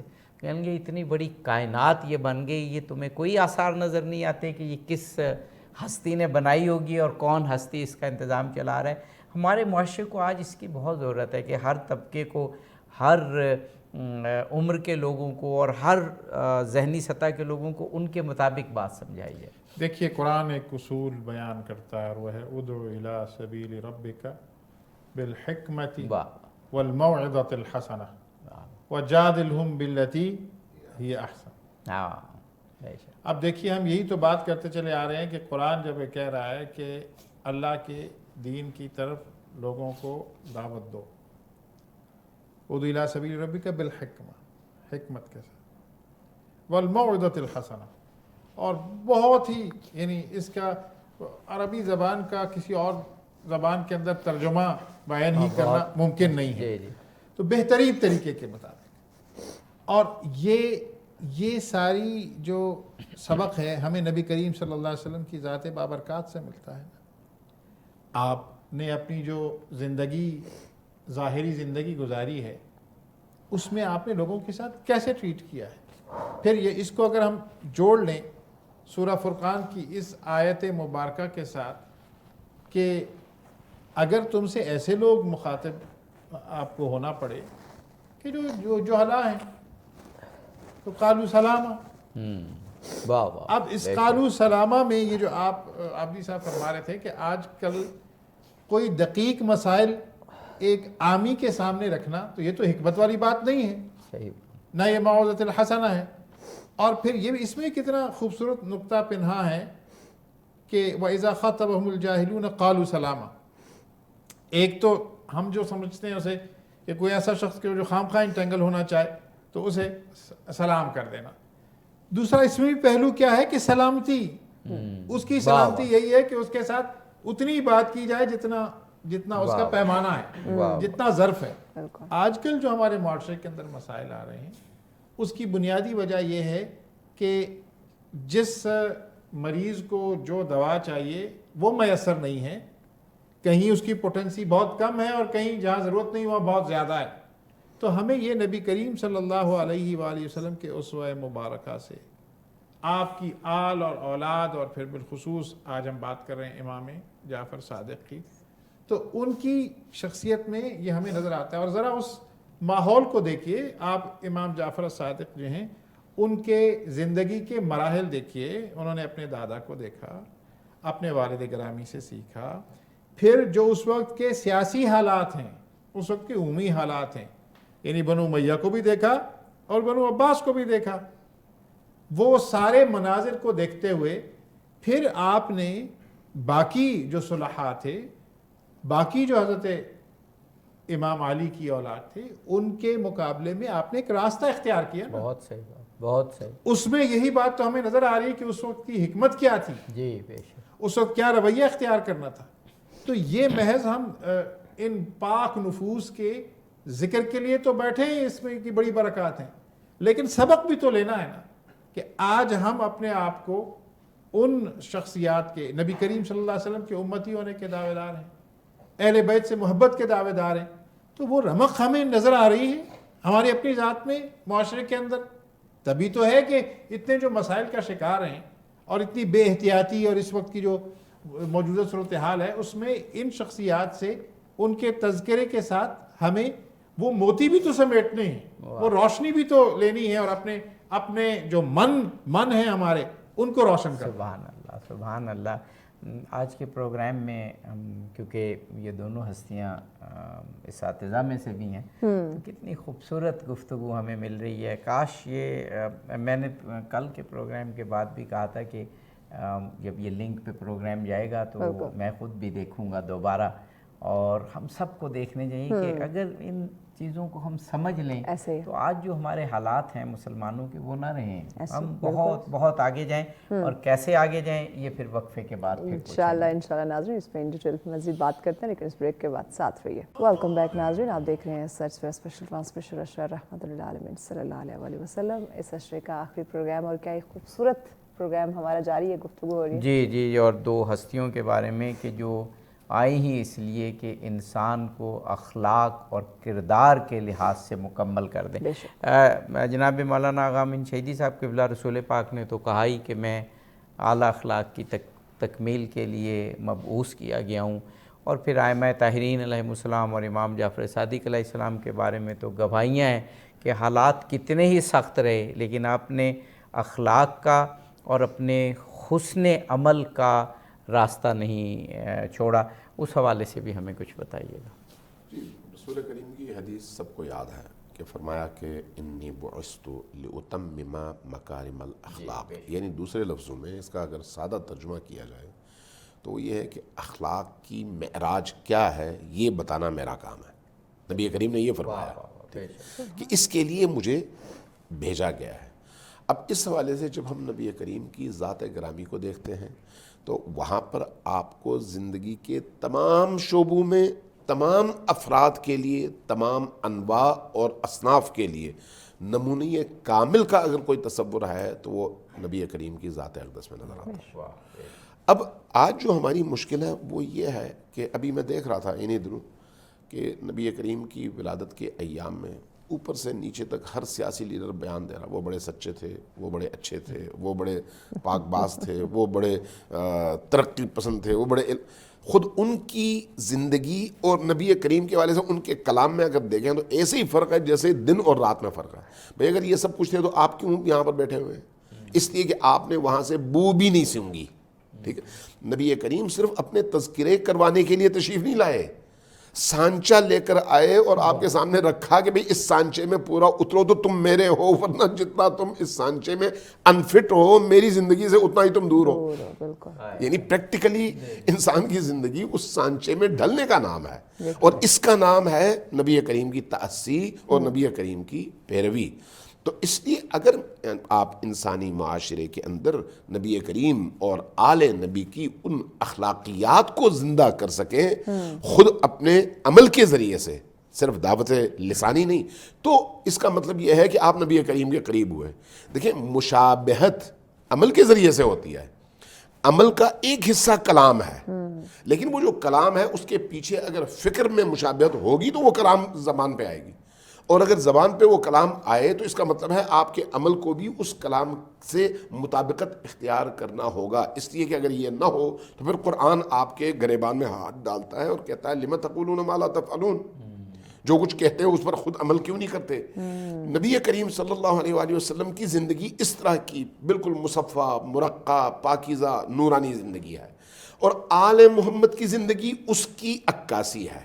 امام صادق علیہ السلام اس اسوہ حسنہ کی عکاسی ہے اپنے دور میں، جو اسوہ حسنہ قرآن کی آیات کی روشنی میں نبی کریم کی طرف سے انسانوں کے سامنے پیش کیا گیا ہے۔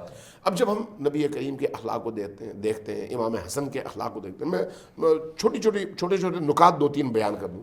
آپ دیکھیں امیر المومنین کے حوالے سے دیکھیں، جنگ میں ایک کافر کے سینے پر چڑھنے کے بعد اس کا سر تن سے جدا کرنے کی پوری صلاحیت رکھنے کے بعد جب وہ جسارت کرتا ہے تو اتر آتے ہیں اور ٹہلتے ہیں، پھر اس کے بعد واپس جاتے ہیں۔ جب پوچھتا ہے کہ آپ نے مجھے مارا کیوں نہیں جبکہ میں نہتا بھی تھا اور آپ کے ہاتھ میں اختیار تھا، تو فرماتے ہیں پہلے میں تمہیں اللہ کے لیے مار رہا تھا، اب جب تم نے میرے چہرے پر جسارت کی تو اس کے بعد میرا غضب شامل ہو گیا، میں اپنے لیے کام نہیں کرتا، میں اپنے رب کے لیے کام کرتا ہوں۔ یہ کیا ہے؟ یہ نمونہ کامل ہے، یہ وہی نمونہ کامل ہے جس کا اظہار نبی کریم کے عمل سے ہوتا ہے۔ میں نے امیر المومنین کی مثال دی، امام حسن کو دیکھ لیں۔ امام حسن مجتبیٰ کے سامنے بندہ آتا ہے، گالیاں دیتا ہے، جب گالیاں دیتا ہے امام حسن مجتبیٰ صرف سنتے ہیں، جب اس کی گالیاں ختم ہوتی ہیں تو فرماتے ہیں کہ لگتا ہے تم سفر کر کے شام سے آئے ہو، کہتا ہے ہاں، فرماتے ہیں ہاں شام میں ایسی ہی فضا ہے، اور اس کے بعد فرماتے ہیں بہت دور سے آئے ہو، آؤ تم یہاں پر غریب الوطن ہو, میرے مہمان بنو, میں تمہاری خدمت کروں, جو تمہاری ضرورت ہے وہ پوری کروں. اس کا ہاتھ تھامتے ہیں, گھر لے جاتے ہیں. اب تاریخ طبری نے لکھا ہے کہ امام حسن کے گھر سے جب وہ شامی نکلا تو کہتا ہوا نکلا کہ اللہ جہاں پر رسالت کو قرار دینا چاہتا ہے وہی سب سے اعلیٰ مقام ہے. میں اس گھر سے نکلتے ہوئے میری خواہش یہ تھی کہ زمین پھٹ جاتی, میں زمین میں دھنس جاتا. جن کے بارے میں نے ایسی جسارت کی وہ اتنے کریمانہ اخلاق کے مالک تھے. یہ کریمانہ اخلاق کہاں سے آیا؟ وہی اسوہ حسنہ, نبی کریم کی عکاسی. یہی کیفیت آپ کو امام حسین کی نظر آتی ہے. امام حسین نے کربلا میں آخری وقت میں جب سامنے والے لشکر کو مخاطب کیا ہے تو ان کی نجات کا پیغام دیا, آؤ اب بھی لوٹ آؤ. یعنی تم نے یہ سارا جرم کیا لیکن اس کے باوجود رحمت خدا کی طرف آؤ گے تو ہو سکتا ہے بخشے جاؤ گے. یہ اس سے زیادہ کریمانہ اخلاق کا تصور ہو سکتا ہے؟ لِأُتَمِّمَ مَكَارِمَ الْأَخْلَاق. اسی طرح سے آپ امام سجاد کو دیکھ لیں. روایت ہے کہ امام سجاد کے گھر کے دروازے پر وہ شخص آیا جس نے کربلا میں لوٹنے میں کردار ادا کیا تھا. آپ نے جو تھا دیا. جب دیا تو پوچھا آپ نے مجھے پہچانا نہیں؟ فرمایا کہ کیوں نہیں پہچانا, کیسے ہو سکتا ہے میں اپنے بابا کے قاتلوں کو اور لوٹنے والوں کو بھول جاؤں, لیکن وہ تمہارا اخلاق تھا, یہ ہمارا اخلاق ہے. یہ امام سجاد کیا. امام باقر اسی طرح سے, امام صادق اسی طرح سے. اس لیے جب آپ ان ہستیوں کو دیکھتے ہیں تو حتیٰ ان ائمہ کی زندگی میں انسان تو انسان, انسانوں میں بھی مسلکوں کی کوئی قید نہیں ہے, دین کی کوئی قید نہیں ہے. امام صادق کے بارے میں ہے کہ روایات میں کہ کہیں پر دیکھا ایک یہودی گرا ہوا ہے اور پریشان ہے, اپنے اصحاب سے کہا ذرا اس سے پوچھو کیا مسئلہ ہے. قریب گئے, دیکھا کہ پیاس اور بھوک کی شدت سے مرا جا رہا ہے. تو اس سے پوچھا تو پتہ چلا کہ وہ یہودی ہے. اصحاب واپس آئے, کہا کہ یا ابن رسول اللہ یہ یہودی ہے, مرنے دے. کہا کیا مطلب؟ وہ انسان ہے, جاؤ اس کو کھانا بھی دو اور پانی بھی دو. یہ اخلاق کریمانہ اسی طرح سے, یہ صرف انسانوں سے نہیں آئے, حیوانوں سے. حتیٰ امام صادق علیہ السلام کے حوالے سے روایت ہے کہ ایک گلی سے گزر رہے تھے, سامنے سے کتا آیا, رک گئے تو کتا ادھر رکا, بڑے احترام سے فرمایا تفضل تفضل, آئیے آئیے گزریے. کتا گزر گیا. یہ کیا ہے؟ یہ اخلاق کریمانہ ہے. واہ واہ, سبحان اللہ سبحان اللہ. جناب پروفیسر ڈاکٹر عبدالباسط مجاہد صاحب, یہ بات درست ہے کہ آج کے دور کا جو کرائسس ہے وہ علمی سے زیادہ, اور وہ کہتے ہیں, کچھ لوگ کہتے ہیں کہ فوڈ کرائسس آ رہا ہے. فوڈ سیکیورٹی کے نام سے ایک پورا ڈسپلن بن گیا ہے جو پوری دنیا میں فوڈ سیکیورٹی کو دیکھتا ہے. لیکن اگر دیکھا جائے تو کرائسس اخلاقی ہے. اگر یہ ٹھیک ہو جائے نا تو یہ باقی بھی ساری چیزیں ٹھیک ہو جائیں. اور اس کرائسس کو دور کرنے کے لیے اخلاق نبوی سے بہتر کوئی چیز نہیں. فرمائیں. جی بالکل, یہ تو بالکل بجا آپ نے فرمایا کہ کوئی مسئلہ ایسا نہیں ہے جس کا حل, جس کے لیے رہنمائی اسوہ حسنہ میں موجود نہ ہو. دو باتیں یہاں پر میں عرض کرنا چاہوں گا. جی ضرور. ایک تو جو اخلاق کریمانہ ہیں, یا تو اللہ نے اپنے لیے کریم کا لفظ استعمال کیا, واہ واہ, یا نبی کریم صلی اللہ علیہ وسلم کے لیے کیا ہے. ایک اہم بات جود و سخا ہے. بے شک. یہ جو دینے کا اللہ تعالیٰ نے انہیں دیا نا, اللہ تعالیٰ رازق ہے اور نبی کریم صلی اللہ علیہ وآلہ وسلم قاسم الرزق ہیں. تو یہ جو دینے کی صفت ہے نا, یہ آپ میں اور آپ کی آل میں ہمیں درجہ کمال کو نظر آتی ہے. واہ. نبی کریم صلی اللہ علیہ وآلہ وسلم گھر میں جو کچھ ہوتا تھا وہ دے کر خوش ہوا کرتے تھے. منظر آپ نے دیکھ لیا کہ امام حسن لنگر چل رہا ہے, کھانا تقسیم کر رہے ہیں. کوئی کہتا ہے جی مجھے ذرا ڈبل کھانا دے دیجئے. کہا کیوں؟ کہا ایک بزرگ وہاں موجود ہیں, ان کے لیے بھی لے کے جانا ہے. تو کہا تمہیں جانتے نہیں ہو کون ہے, یہ لنگر تو انہی کا تو ہے. اور پھر مجھے امام صادق کی زندگی سے ایک واقعہ یاد آتا ہے کہ جیسے آپ نے خود بھی کہا, اور یہ سارے جو ائمہ اطہار ہیں ان کے اندر یہ بدرجہ تک موجود ہے, عبادت, زہد, مناجات, اللہ کے ساتھ وقت گزارنا, تبتل کرنا. ایک دفعہ ایسے ہوا, کوئی مسافر تھا, وہ مسجد میں ہی آرام کر رہا تھا, اور جب وہ اٹھتا ہے دیکھتا ہے تو اسے اپنا مال نظر نہیں آتا اس میں، اس اپنے سامان میں. تو ادھر ادھر دیکھتا ہے تو اس مسجد میں انہیں امام ہی نظر آتے ہیں، تو وہ اس کا خیال ہوتا ہے اور تو کوئی یہاں ہے نہیں، اور وہ جاتا ہے کہتا ہے جی میرا مال آپ کے پاس ہے. تو وہ اب دیکھیں کہ وہ کون سی ہستی، کچھ نہیں کہتے اسے کہتے ہیں آؤ میرے ساتھ چلو. پوچھا کتنا مال تھا تمہارا، وہ اس کو دیا، ہائے ہائے اور پھر وہ واپس چل پڑا کہ اب تو مجھے میرا مال مل گیا. جا کے دیکھا تو وہ جس جگہ تلاش کر رہا تھا اس کی جگہ کہیں اور مل گیا. تو بڑا شرمندہ ہوا اور آپ سے بڑے لجا کے کہا کہ یہ تو میں نے بہت بڑی بات کہہ دی، تو یہ آپ کا مال ہے. کہا ہم جو دے دیتے ہیں ہائے ہائے وہ پھر واپس نہیں لیتے، واہ واہ کیا تو وہ بات، تمہارا مال بھی تمہارا اور یہ بھی تمہارا. کیا بات. تو یہ وہ ہمیں آج کل کیا ہے، ہم معاشرے میں دیکھتے ہیں کہ یہ بھی میرا ہے، وہ بھی میرا ہے، یہ سب کچھ بھی میرا ہے، اور یہ حتیٰ کہ خاندان کے اندر ایک دوسرے کے ساتھ بھی ہم اسی تو طرح اگر کوئی ہمیں اس طرح کہے کہ آپ نے میرا مال لیا، ہم تو FIR کٹوا دیں. یہ تو آپ بہت یہ مہذب طریقہ بتا رہے ہیں کہ FIR، قانون کے قانون کے دائرے میں.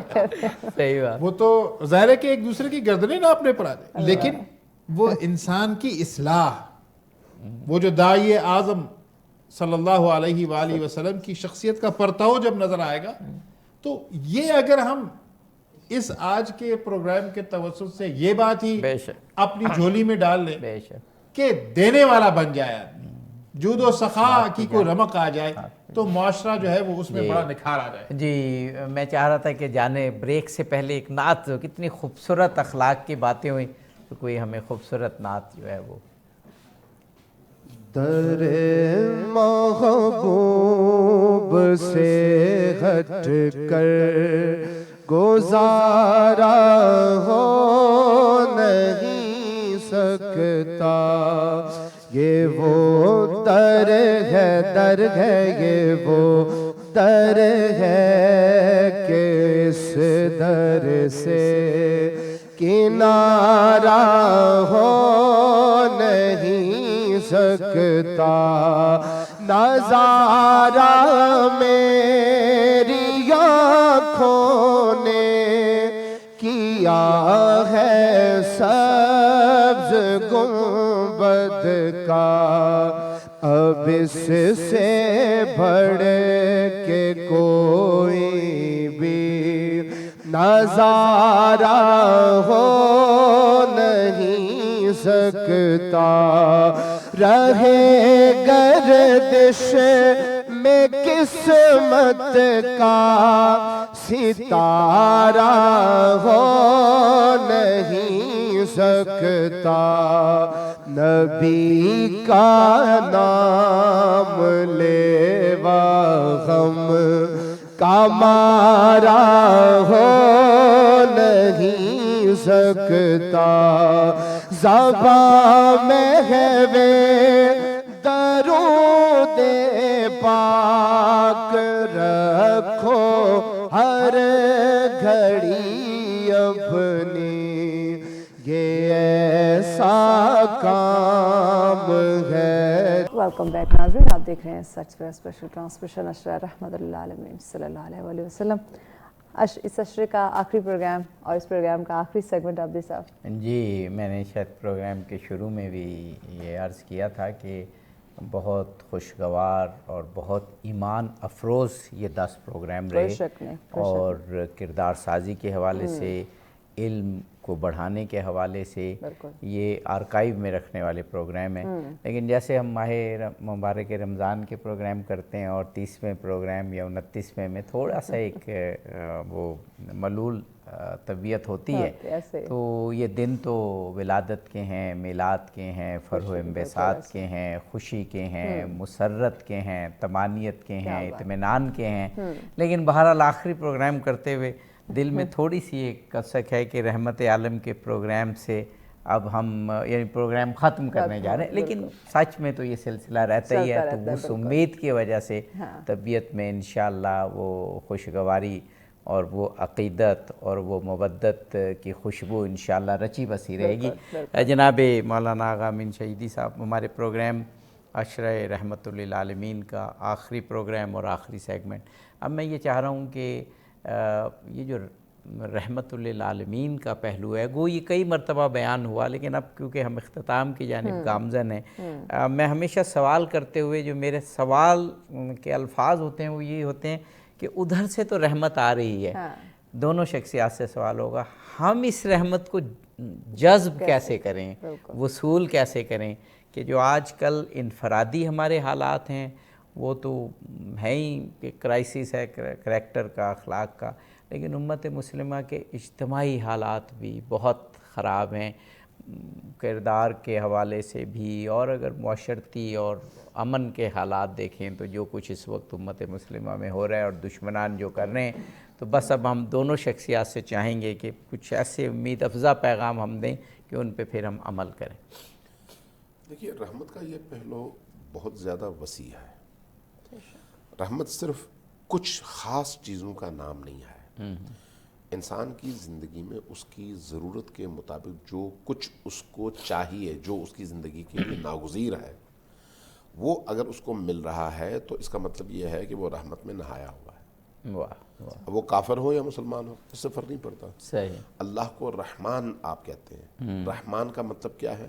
وہ سب کے لیے صاحب رحمت ہے، بے شک، یعنی مسلمان کے لیے بھی، کافر کے لیے بھی، مرتد کے لیے بھی، مومن کے لیے بھی، دشمن کے لیے بھی، دوست کے لیے بھی۔ یہ جو اللہ نے 8 ارب انسانوں کو 1 ناک، 2 آنکھ، 1 منہ، 1 سر، 2 بازو، 2 قدم پاؤں اور 1 دھڑ کے ساتھ بنایا، اس میں کوئی تفریق رکھی ہے؟ جی بالکل، یہ دیکھا ہے کہ یہ موحد ہے، یہ منکر ہے، یہ کافر ہے، یہ مسلمان ہے، یہ مشرک ہے، یہ نہیں، سب کو ایک طرح سے دیا اس نے۔ یہ کیا ہے؟ اس کی وہی رحمت واسعہ ہے جو اس کے اس رحمان کے اسم میں چھلکتا ہے۔ جب آپ کہتے ہیں رحمان، آپ اس لیے آپ دیکھتے ہیں بسم اللہ الرحمن الرحیم، پہلے آپ کہتے ہیں رحمان، بعد میں آپ کہتے ہیں رحیم۔ رحیم خاص ہے، رحمان عام ہے۔ بے شک، اس اعتبار سے یعنی کائنات میں جو کچھ بھی ہے وہ اس اللہ کی رحمت کا نتیجہ ہے۔ اب انسان کی اپنی زندگی میں، یعنی ہم اب مسلمان کی حیثیت سے اگر دیکھیں تو ہماری اپنی زندگی میں جو چیزیں ہمیں بن مانگے ملی ہیں وہ ساری کی ساری اللہ کی رحمت کا نتیجہ ہے، کوئی شک، اور اس رحمت کا ذریعہ جو ہے نبی کریم کی ذات ہے۔ میں نے شاید پہلے بھی عرض کیا تھا کہ اللہ نے نبی کریم کو وما ارسلناک الا رحمتا للعالمین کہہ کر اپنی رحمت کا پرتو بھی قرار دیا اور اپنی ہی رحمت کا حصہ بھی قرار دیا، اور ان کو تمام کائنات تک پہنچنے والے رزق اور روزی کا ذریعہ بھی قرار دیا ہے۔ یعنی اس وقت جو کچھ مجھے مل رہا ہے، میں بول رہا ہوں، یہ اسی رحمت کا حصہ ہے۔ جو میں سونگ رہا ہوں یہ اس کی رحمت کا حصہ ہے۔ میں دیکھ رہا ہوں یہ اس کی اسی رحمت کا حصہ ہے۔ ہماری زندگی کی کون سی ایسی چیز ہے جو اس رحمت سے باہر ہو؟ یہ اس کی رحمت ہی ہے جس کی وجہ سے میں زندہ ہوں اس وقت، آپ زندہ ہیں، ہم یہ کام کر رہے ہیں۔ یہ اس کی رحمت ہی ہے کہ آپ کو بھوک لگتی ہے، مجھے بھوک لگتی ہے۔ یہ اس کی رحمت ہی ہے کہ مجھے نیند آتی ہے، سکون سے سوتا ہوں۔ مجھے یہ اس کی رحمت ہی ہے کہ میرا دل نیکیوں کو چاہتا ہے اور برائیوں سے نفرت کرتا ہے۔ یہ اس کی رحمت ہے، لیکن رحمت خاصہ میں سے ہے، یعنی اس نے اپنے نیک بندوں کو ان رحمتوں سے نوازا ہے۔ لہٰذا جب آپ ان رحمتوں کی بات کرتے ہیں تو اللہ تبارک و تعالیٰ نے اتنی ساری چیزیں دینے کے بعد انسان سے کیا چاہا ہے؟ انسان سے یہ چاہا ہے کہ اے میرے بندے، تم یہاں پر عارضی طور پر آئے ہو، چند دنوں کے لیے آئے ہو، اور وہ جو تمہارے پاس دن ہیں وہ بھی معین نہیں ہیں۔ آپ آ تو گئے ہیں لیکن کب واپس جانا ہے آپ کو نہیں معلوم۔ جب واپس جانے کی تاریخ نہیں معلوم تو آپ کو تذبذب میں ہونا چاہیے۔ آپ اگر کسی ہوٹل میں جا کر 10 دن رہ رہے ہو، آپ کو پتہ نہ ہو کہ 10 دن میں پورے رہوں گا یا پیچھے سے وہ آرڈر آ جائے گا فوراً نکلو، تو آپ ہر دن کو اپنا آخری دن سمجھتے ہیں۔ ایسا ہی ہے نا، آپ کسی ہوٹل میں جائیں، کسی شہر میں جائیں، کسی اور علاقے میں جائیں، آپ کو جب یہ معلوم نہ ہو کہ آپ نے کب واپس لوٹنا ہے تو آپ اپنے آپ کو ہمیشہ انسیکیور محسوس کرتے ہیں۔ جب تک وہ آرڈر نہ آئے اس وقت تک آپ محفوظ نہیں ہیں، مطمئن نہیں ہے کہ میں یہاں پر دائمی طور پر رہ سکتا ہوں. اللہ نے یہ زندگی دی ہے اور مدت نہیں بتائی، یہ زندگی دی ہے موت کا وقت نہیں بتایا، یہ زندگی دی ہے ان نعمتوں کے چھننے کا وقت نہیں بتایا. تو یہ کہہ کر کہ بھئی عقل استعمال کرو، یہ دائمی نہیں ہے اور تمہارے اختیار میں بھی نہیں ہے، اور یہ نہیں ہے کہ تم نے کوئی کمال کیا ہو جس کی وجہ سے تم اس کے مستحق ٹھہرے ہو. اگر انسانوں کی صلاحیتوں کی بنیاد پر وہ دینا چاہتا تو یہ جو لاکھوں پڑھے لکھے بے روزگار بھیک مانگتے پھرتے ہیں یہ بے روزگار نہ ہوتے. اگر اللہ انسان کو اس کی قابلیتوں کی بنیاد پر دینا چاہتا تو لاکھوں ان پڑھ کروڑ پتی اور ارب پتی نہ ہوتے. اللہ تبارک و تعالیٰ دیتا سب کو ہے لیکن ان کی ظرف کے مطابق، اور پھر اس کا امتحان بھی لیتا ہے، لیکن عقل دے کر کہتا ہے کہ اس عقل کی روشنی میں دیکھ لو جو کچھ ملا ہے تمہیں اس کو تم نے کیسے یوز کرنا ہے تاکہ یہاں کی ضرورت بھی پوری ہو سکے، اور اس ضرورت کے بعد وہ جو تمہاری اصل زندگی ہے وہاں کے لیے تم اپنا سرمایہ فراہم کر سکو. نبی کریم کی ذات اقدس سے اور ان ایام سے اگر ہم نے یہ چیزیں سیکھ لیں کہ ہم یہاں پر عارضی طور پر آئے ہیں اور ہم نے جو کچھ یہاں پر کیا ہے وہی ہمیں وہاں پر ملنا ہے، جو کچھ ہمارے ہاتھوں سے بدن کے اعضاء سے سرزد ہو صادر ہو وہی کچھ عالم آخرت میں ہماری یا جنت ہے یا جہنم ہے. اگر یہ مجھے اس بات پر باور اور یقین حاصل ہو جائے تو یقین جانیے اس دنیا میں جنگ بھی ختم ہو جائے گی اور فساد بھی ختم ہو جائے گا. یہ ایمان نہ ہونے کی وجہ سے یہ ساری جنگیں اور یہ سارے فسادات موجود ہیں معاشرے کے اندر. بے شک. جناب ڈاکٹر عبدالباسط مجاہد صاحب بہت خوبصورت بیان فرمایا آغا امین شہیدی نے. ان سے میرا یہ سوال تھا کہ آپ رحمت عالم ہیں، آپ رحمت للعالمین ہیں، بلکہ اس کے سوا اللہ نے تو کہا کہ ہم نے اس کے سوا کچھ نہیں بنایا کہ آپ رحمت للعالمین ہیں. تو ہم وہ رحمت کیسے حاصل کریں، وصول کریں، جذب کریں؟ آپ سے میرا سوال ہے کہ اگر ہم اس قابل ہو جائیں اور جب کوشش کرتے ہیں تو اللہ مدد کرتا ہے، تو پھر یہ رحمت دوسروں تک کیسے بانٹیں؟ وہ آپ سے میں آپ کو عرض کروں گا. ایک تو سوال کا حصہ یہ ہے کہ ہم یہ بات سمجھتے ہیں کہ ہمارے پاس ایک خاص ڈیوائس ہوتی ہے تو ہم بات کر سکتے ہیں، صحیح، تصویر دیکھ سکتے ہیں، اس کی کچھ شرائط ہیں، اور پھر اگر ریسیور صاف نہ ہو تو سگنل صاف نہیں آتے بالکل، اور رابطہ نہیں ہوتا. بہت خوبصورت مثال آپ نے دی، بہت مؤثر مثال. اگلی بات جو میں عرض کرنا چاہوں گا کہ اللہ نے اپنے آپ کو تعارف ہمیں جو نبی کریم صلی اللہ علیہ وسلم کے ذریعے سے کرایا رب العالمین. اب اس رب میں سب کچھ، پالنہار بھی آ گیا، رازق بھی آ گیا، نگہبان بھی آ گیا، محفوظ رکھنے والا بھی آ گیا، اور ساری کائناتوں کے لیے. تو نبی کریم صلی اللہ علیہ وسلم کے لیے کیا فرمایا؟ رحمت للعالمین. سبحان اللہ. وہ ساری جو ملکی ویز ہیں اور جن کا ہمیں پتہ ہی نہیں، جس میں ہماری پوری جو دنیا ہمیں نظر آ رہی ہے، یہ زمین، یہ ایک ڈاٹ سے کی بھی اس کی حیثیت نہیں. بالکل سے اس سب کے لیے رحمت ہے نبی کریم صلی اللہ علیہ وسلم. اور پھر جو آپ نے عابدی صاحب فرمایا اس کا یہ ہے کہ اللہ نے ہمیں اپنے کلام میں ہی بتا دیا کہ وَكَتَبَ عَلَيْهِ الرَّحْمَةِ، کہ اللہ نے اپنے اوپر فرض کر لیا رحم کرنا. تو اگر ہم اس خالق کے بندے ہیں، اس کریم کے بندے ہیں، اس رحیم و رحمان کے بندے ہیں، اور پھر اس بات کا بھی دعویٰ رکھتے ہیں کہ ہم نبی کریم صلی اللہ علیہ وآلہ وسلم کے امتی ہیں، آپ سے محبت کا دعویٰ کرتے ہیں، تو پھر تو ہمیں ہمہ وقت ہمہ جہت رحمت ہونا چاہیے. رحمت دو عالم کے جو فالوور ہیں ان سے تو لوگوں کو خیر ملنی چاہیے. اور اگر ہر انسان اس معاشرے کے اندر یہ تہیہ کر لے کہ اس نے لوگوں کے لیے آسانیاں پیدا کرنی، اس میں رحمت کا پرتو نظر آ رہا، تو پھر یہی زندگی جو ہے ہمیں وہ جنت کا سسامام بن جائے گی. واہ واہ، بے شک. یہ آپ نے جملے کا اضافہ جی ضرور جی کے حوالے سے بڑا عجیب ہے. ایک شخص آیا امام کی بارگاہ میں، جی عرض کیا کہ یہ اپنا رسول اللہ، میں کیا کروں کہ نجات پا جاؤں، کہ میری زندگی تبدیل ہو جائے. فرمایا کہ جس سے تمہیں سب سے زیادہ محبت ہے اس کو اذیت اور تکلیف نہ دو. اس کو یہ بات سمجھ نہیں آئی. اس نے کہا یہ اپنا رسول اللہ اس کا مطلب کیا ہے؟ کہا کہ اس عالم میں تمہیں سب سے زیادہ عزیز کیا ہے؟ سوچا، کہا کہ میری اپنی جان. میری اپنی ذات. چونکہ یہ تو حقیقت ہے نا کہ عالم آخرت میں بھی ایسا ہی ہے, یوم یفر المرء من اخیہ وامہ وابیہ. آخرت کا دن تو ایسا ہے جہاں پر انسان اپنے لیے ماں باپ کو بھی قربان کرنے پر تیار ہو جائے گا. باپ جلے, ماں جلے, جہنم جائے, میں بچ جاؤں. بھائی جلے, بیوی جلے, بچے جلے, میں بچ جاؤں. تو کیوں یہ ہے؟ اس لیے کہ انسان کے اندر حب ذات ہے. فرمایا یہ جو حب ذات ہے اس کا مطلب یہ ہے کہ تمہیں اپنے آپ سے سب سے زیادہ محبت ہے. تو ایسا کام نہ کرو جس کی وجہ سے تم جہنم میں جا کر جلو اور اذیت پاؤ. ہائے ہائے, واہ واہ واہ, کیا خوبصورت, کیا خوبصورت مثال دی.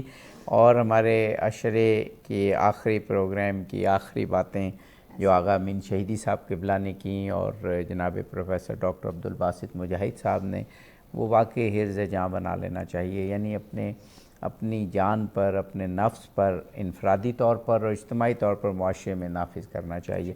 اب اس عشرے سے ہمیں اجازت لینے کا وقت آ گیا ہے. مجھے مولانا ظفر علی خان کا ایک شعر یاد آ رہا ہے کہ دل جس سے زندہ ہے وہ تمنا تم ہی تو ہو, ہم جس میں بس رہے ہیں وہ دنیا تم ہی تو ہو. تو ہم تو ختم مرتبت ہی کی دنیا میں بس رہے ہیں. پروگرام جاری رہیں یا ختم ہوں, اگلے پروگرام کریں, پھر ایسے علماء کرام کے ساتھ پھر آئیں, مختلف موضوعات کے ساتھ آئیں. ہماری دنیا تو ختم مرتبت محمد مصطفیٰ صلی اللہ علیہ وآلہ وسلم ہے. کیوں ہیں کہ وہ وجہ تخلیق کائنات ہیں. اس دنیا کی تخلیق کی وجہ ہی وہ ہیں جو اللہ نے بنایا. تو خود یہ رحمت کا پہلو ہمیشہ ہمارے ذہن, ہمارے دل و دماغ اور ہمارے کرداروں پر چھایا رہنا چاہیے. یقیناً مہمانوں کا شکریہ ادا کرتے ہو. عابد صاحب آپ کا بھی بہت شکریہ. پورا عشرہ آپ ہمارے ساتھ رہے. ناظرین امید کرتے ہیں, دعا کرتے ہیں کہ پورا عشرہ اتنی خوبصورت جو ڈسکشن ہوئی اس پہ اللہ پاک ہمیں عمل کرنے کی توفیق عطا فرمائے. آمین الہی آمین. اسی کے ساتھ اجازت دیجیے, کل روٹین کے پروگرام سچ سویرا آپ دیکھ سکیں گے. جانے سے پہلے ہم اختتامی کلام جو ہے وہ ضرور سنتے ہیں. جی صحیح, بسم اللہ کیجیے. سج گئے آقا کی محفل کو سجانے والے, میرے سرکار کا میلاد منانے والے, غم نہیں چھوڑ دے مجھ کو یہ زمانے والے, میرے سرکار ہے سینے سے لگانے والے. سے کٹایا گیا اسلام بچانے کے لیے, ایسے ہوتے ہیں محمد کے گھرانے والے. تو نے پانی نہ دیا ان کو اے نہر فراق, جن کے ماں باپ ہیں کوثر کے پلانے والے.